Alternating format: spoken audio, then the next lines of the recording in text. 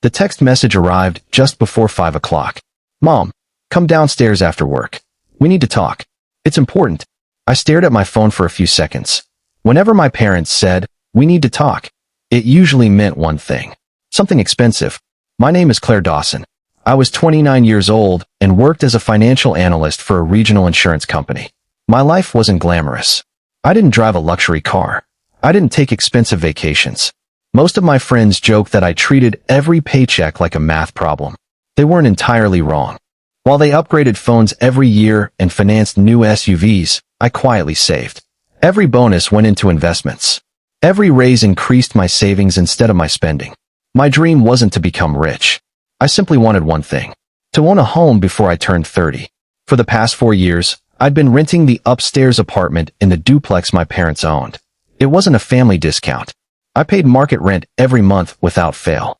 Exactly $1,050. Always on the first. Never late. Dad often smiled when my payment notification appeared.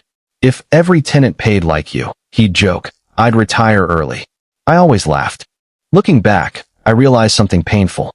I thought they appreciated my responsibility. In reality, they had begun depending on it. That Friday evening, I walked downstairs carrying a blueberry pie from the bakery near my office. Mom loved blueberry pie. I figured maybe they wanted to celebrate something. Instead, the atmosphere felt strangely tense. Dad sat quietly at the kitchen table. His coffee had gone cold. Mom kept rearranging napkins that didn't need rearranging. Then I noticed someone else sitting in the living room. My older brother, Kyle. Immediately, my stomach tightened. Kyle was 32. Charming. Funny. The kind of person everyone loved within 5 minutes of meeting him. He also had a habit of believing enthusiasm could replace planning. Over the years, he'd started 3 different businesses. A landscaping company, an online clothing store, a mobile coffee trailer. Each one ended the same way. Big dreams, bigger loans, then silence. 6 months earlier, Kyle had announced his newest idea, a high-end custom sneaker boutique downtown. He insisted sneaker culture was the future. Dad had questioned the cost. Mom defended him. He just needs one opportunity. So they helped him. They emptied part of their retirement savings, co-signed a business loan, helped renovate the storefront. At the grand opening, everyone smiled for photos. 3 months later, the excitement disappeared. Customers stopped coming. Rent remained high. Inventory piled up. The boutique was quietly losing thousands every month. Kyle insisted things would improve. Mom believed him. Dad looked worried. I had offered practical suggestions. Reduce inventory. Negotiate cheaper rent. Take a part-time job until sales improved. Kyle laughed. You think too small. Maybe. Or maybe I simply believed numbers more than optimism. Mom finally broke the silence. Claire, we've made a decision. I sat down slowly. Okay. She slid a printed sheet of paper across the table. I picked it up. At first, I thought I'd read it incorrectly. Beginning next month. Monthly rent, $1,900. I looked back at her. $1,900? She nodded. Property costs have gone up. I frowned. No, they haven't. She blinked. What? I work in finance. I know property taxes in this neighborhood. They haven't increased enough to justify this. Dad quietly looked away. That told me everything. This isn't about taxes. Nobody answered. I turned toward Kyle. His eyes stayed fixed on the floor. Finally, Mom sighed. Kyle just needs help until business improves. There it was. The truth. I slowly placed the paper back on the table. So my rent increase is paying for his business. It's helping family. I couldn't help laughing. Not because it was funny. Because it was unbelievable. I've already been helping family. I've paid every month for 4 years. I've never asked for discounts. I've never missed a payment. Mom crossed her arms. And we've given you a nice place to live. I've paid for that place to live. Kyle finally spoke. Don't make this a big deal. I turned toward him. Really? You quit a stable job. You borrowed money. You ignored advice. And now I'm supposed to cover the cost? His expression hardened. You always act like you're better than everyone. No. I just believe people should solve problems they create. Dad finally cleared his throat. It won't be forever. I looked at him. How long? Silence. No one answered. Mom finally admitted. Until Kyle gets back on his feet. When will that be? Another silence. Because nobody knew. I took a slow breath. What happens if business keeps losing money? Mom answered without hesitation. It won't. But what if it does? Kyle slammed his hand on the table. Why can't you just support me? I do support you. I just won't finance you. His face turned red. You don't understand entrepreneurship. I smiled sadly.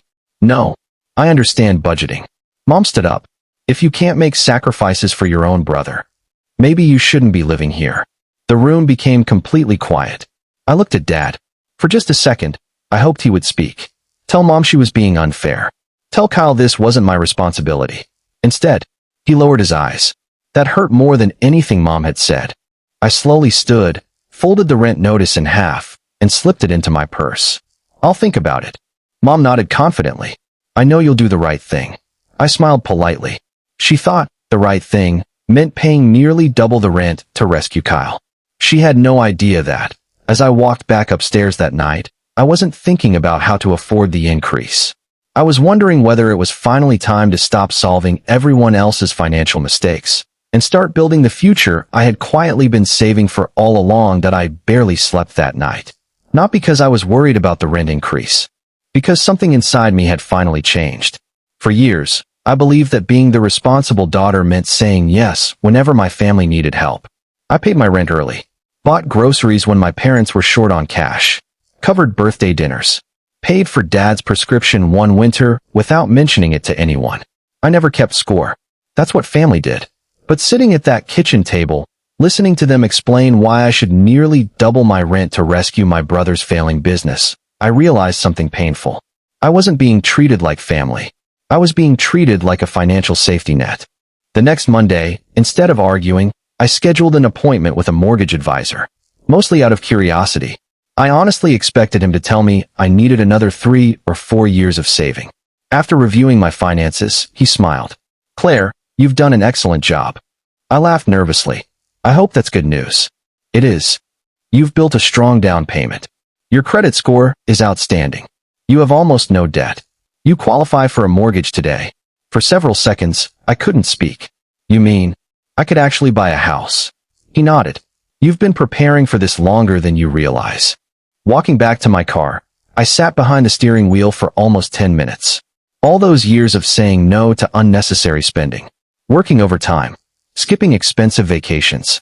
They hadn't been sacrifices. They had been investments. Within 3 weeks, I found a modest townhouse across town. It wasn't huge. It didn't have a swimming pool or luxury finishes, but it had a small backyard, a bright kitchen, and something no apartment had ever given me: peace. The day my offer was accepted, I cried inside the empty living room. Not because of the house, because I had proved to myself that quiet discipline eventually becomes freedom. I didn't tell my parents immediately. There was nothing to argue about. The contracts were signed. The mortgage approved. Everything was final. A month later, I carried an envelope downstairs. Dad smiled. So, have you decided about the new rent? I have. I handed him the envelope. Inside was my 30-day notice. Mom frowned. What's this? I'm moving. She laughed. Very funny. I'm serious. Her smile disappeared. Where? My own home. Kyle looked up from the couch. You bought a house? I did. Mom shook her head. You're making a mistake. Houses are expensive. So is paying $1,900 in rent. Dad quietly opened the notice. His hands trembled slightly. When? Next month. Nobody spoke. For the first time, they realized I actually had another option. Moving day arrived quietly. A few close friends helped me carry boxes into my new townhouse. Dad came for an hour and silently helped unload furniture. Before leaving, he hugged me. I'm proud of you. I smiled. I wish you'd said that downstairs. He lowered his eyes. So do I. 2 weeks later, my phone rang just after dinner. It was Dad. His voice sounded strained. Claire, can you come over? When I arrived, the atmosphere inside the duplex felt completely different. Mom had been crying. Kyle paced nervously across the living room. An official envelope from the bank sat open on the table. Dad pushed it toward me. I read it carefully. Months earlier, without telling me, my parents had refinanced the duplex. The property had been used as collateral for Kyle's business loan. Because his business had missed several payments, the bank was beginning foreclosure proceedings. Unless the overdue amount was paid within 30 days, they could lose the duplex. I looked at Kyle. You knew? He nodded silently. I thought sales would recover. Mom burst into tears. We didn't want to worry you. I looked at her calmly. You were comfortable asking me for higher rent, but not comfortable telling me why. Nobody answered. After several minutes, Mom finally whispered, You have savings. There must be something you can do.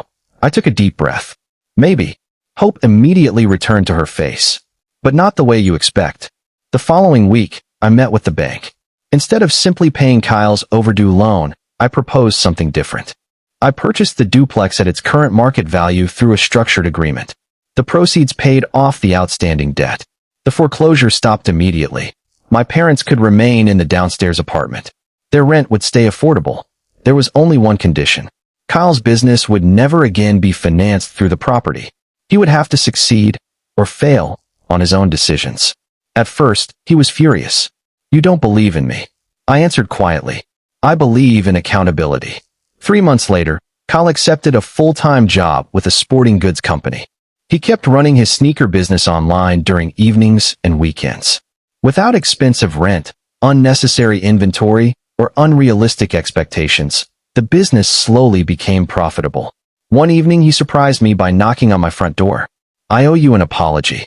I invited him inside. I kept waiting for someone else to save me. I know. I thought you were being selfish. He smiled awkwardly. You were actually forcing me to grow up. I laughed. It wasn't nearly as dramatic as that. It felt dramatic. Several weeks later, Mom invited everyone for dinner. As we sat around the same kitchen table where everything had started, she quietly said, I spent years rewarding dependence because it looked like love. She turned toward me, and I punished responsibility because I assumed it would always be there. Dad nodded. We were wrong. I smiled. I know. That was enough. Looking back now, people often ask what the bank letter changed. The truth is, the bank didn't destroy our family. It revealed habits that had existed for years. One child was expected to rescue everyone. The other was protected from every consequence. Once those roles disappeared, our relationships finally became honest. Owning the duplex was never the greatest victory.